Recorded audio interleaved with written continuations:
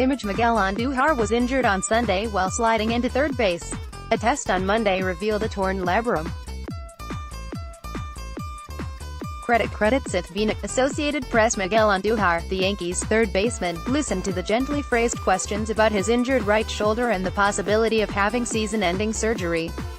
He acknowledged the cold truths about torn labra: they can't heal on their own, and most players who suffer similar ruptures end up on the operating table.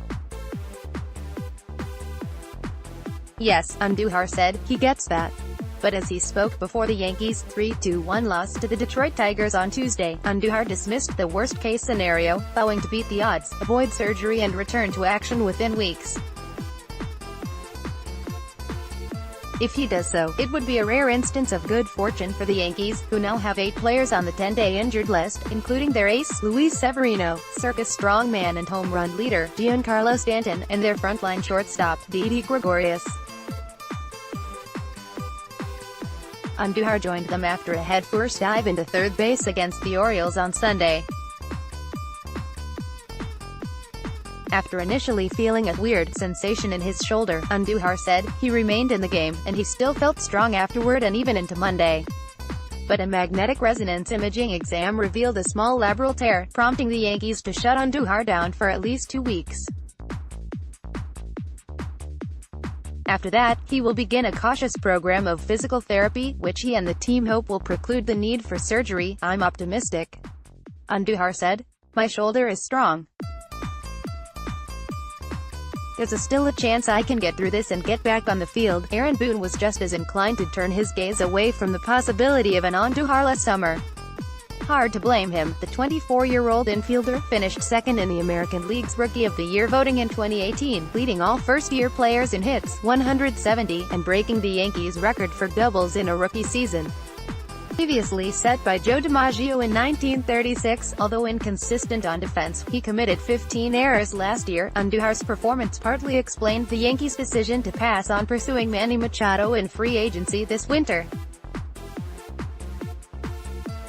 After losing to the Red Sox in a division series, the Yankees were decidedly upbeat about Andujar and the roster in general entering 2019. That optimism was based on 3 factors: that Aaron Judge, who missed 7 weeks with a broken wrist last summer, would be healthy in 2019, that Stanton would be better acclimated to playing in the high-pressure New York market in his second year, and that catcher Gary Sanchez had nowhere to go but up after batting a disastrous .186 last season. Bundled with the continued maturation of Andujar and his fellow rookie Gleyber Torres, the Yankees felt they could close the gap on Boston without spending much on new additions.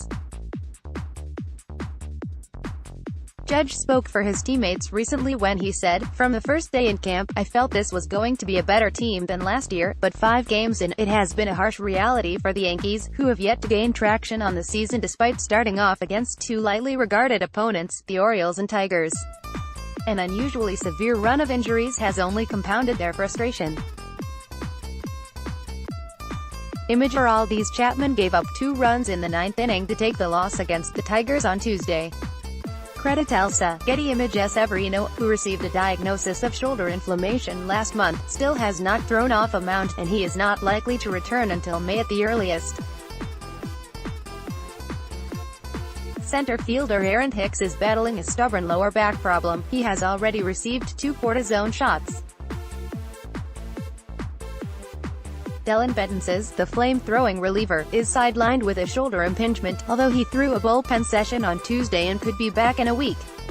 Stanton's injury was the most mysterious, a grade 1 strain of his left biceps he sustained with what Boone called a funky swing on Sunday. Like Andujar, Stanton will be out of the lineup for at least 10 days, although his injury is less serious. Nevertheless, the Yankees have been forced to depend on reinforcements earlier than expected, putting their depth and emotional resilience to the test.